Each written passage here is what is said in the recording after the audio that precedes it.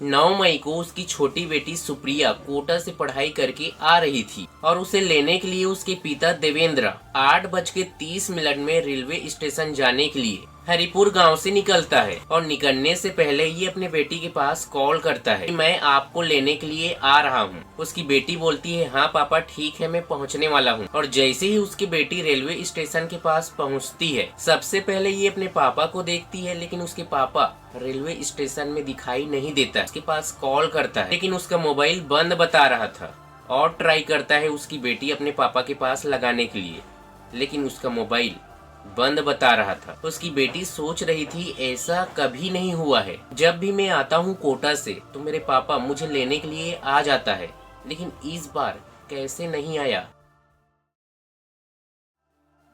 बलिया से 38 किलोमीटर दूर एक गांव पड़ता है जिसका नाम है खरीद, और उसी गांव में एक बगीचा है और बगीचा के अंदर हाथ पैर का टुकड़ा मिलता है और वहीं से 500 मीटर की दूरी पर एक कुआं रहता है और कुएं के अंदर किसी का धड़ रहता है। और उस गांव के लोग कुछ लोग पॉलीथीन के अंदर हाथ पैर के टुकड़े को देख लेते हैं और ये बहुत ही ज्यादा डर जाते हैं और ये सूचना पुलिस को देते हैं। फिर पुलिस खरीद गांव में जाता है अपने टीम के साथ और छानबीन शुरू कर देते हैं। बगीचा के अंदर एक इंसान का हाथ पैर का टुकड़ा मिलता है और वहीं से 500 मीटर की दूरी पर एक कुएं के अंदर एक इंसान का धड़ मिलता है। वहाँ के रहने वाले लोगों को बिल्कुल भी समझ नहीं आ रहा था ये किसका है, किसने लाकर यहाँ छोड़ा है। जैसे ही ये खबर पानी की तरह खरीद गांव में फैलता है वहाँ के रहने वाले लोग बहुत ही ज्यादा डर जाते हैं।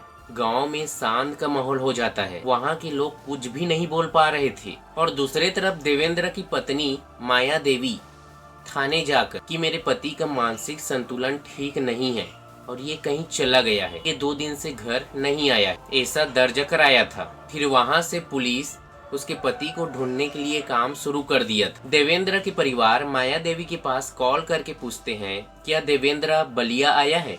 उसकी पत्नी बोलती है नहीं आया है। बलिया के बहादुरपुर मोहल्ले में उसकी पत्नी अकेली रहती थी और उसके पति गांव में ही रहना पसंद करते थे हरिपुर में, क्योंकि उसे गांव का घर ही अच्छा लगता था। ये BRO से रिटायर होकर आया था और ये गांव के घर में ही रहना पसंद करता था। उसके 3 बेटी थी और एक बेटा था। बड़े बेटी जयपुर में रहकर प्राइवेट नौकरी करती थी और मंझली बेटी नोएडा में रहकर नौकरी करती थी और उसके छोटे बेटा हॉस्टल में रहकर पढ़ाई करता था। देवेंद्र का एक भाई था जिसका नाम था नगेंद्र, ये अपने गांव में ही रहता था। मतलब उसके परिवार में सभी लोग अलग अलग रहते थे। देवेंद्र की बेटी और बेटा अलग रहते थे, उसकी पत्नी अलग रहती थी और खुद अलग रहते थे। ये गांव के घर में ही रहते थे और उसकी पत्नी बलिया के सिटी घर में रहती थी। अब एक नया ट्विस्ट आने वाला है जिसे जानकर आप भी हैरान हो जाओगे।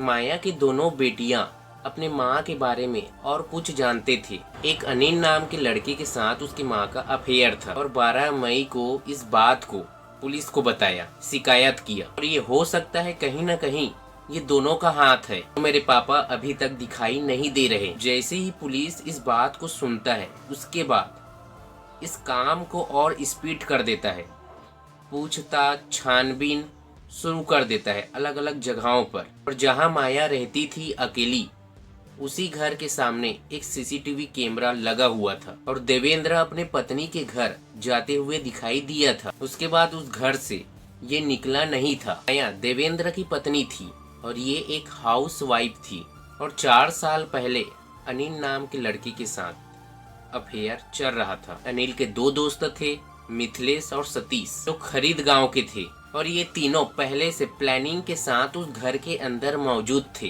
माया देवी अपने पति को कॉल करके बुलाई, जहाँ वो रहती थी वहीं कॉल करके बुलाई थी कि छोटी बेटी कोटा से वापस आ रही है, साथ में मिलकर लाने के लिए जाएंगे, ऐसा बोलकर अपने पति को बुलाई थी अपने घर। लेकिन अब इसके साथ जो होने वाला था ये किसी को पता नहीं था। पहले से पूरे प्लानिंग के साथ देवेंद्र को मारने के लिए पूरे प्लानिंग बनाकर रखे थे। कोल्ड ड्रिंक में नशीला पदार्थ मिलाकर रखे थे। जैसे ही ये आएगा उसके बाद ठंडे ठंडे कोल्ड ड्रिंक उसे पिला देंगे और जैसे ही पिया धीरे धीरे बेहोश होने लगा। उसके बाद ये चारों उसके साथ जो मिलकर किया उसके बारे में आप बिल्कुल भी सोच नहीं पाओगे।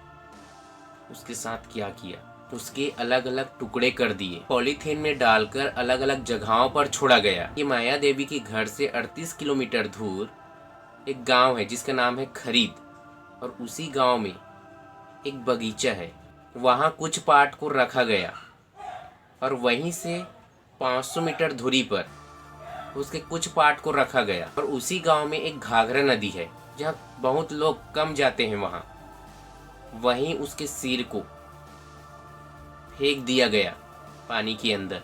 लेकिन ये चारों पुलिस के हाथों में नहीं बचने वाले थे, क्योंकि पुलिस जिस तरह से अपना काम कर रहे थे और बहुत ही नजदीक पहुंच गए थे आरोपी को पकड़ने के लिए, क्योंकि सीसीटीवी कैमरा में ये पता चल गया था कि देवेंद्र अपने पत्नी के घर गया है, उसके बाद ये वहां से बाहर नहीं निकला है। और माया देवी जिस नंबर को दिया था पुलिस थाना में, ये और किसी का नंबर नहीं था, ये देवेंद्र का नंबर था, जो उसी घर के अंदर लोकेशन बता रहा था, लास्ट लोकेशन। और वहीं से ये चारों पकड़ा गए। माया को घर से पकड़ लिया गया।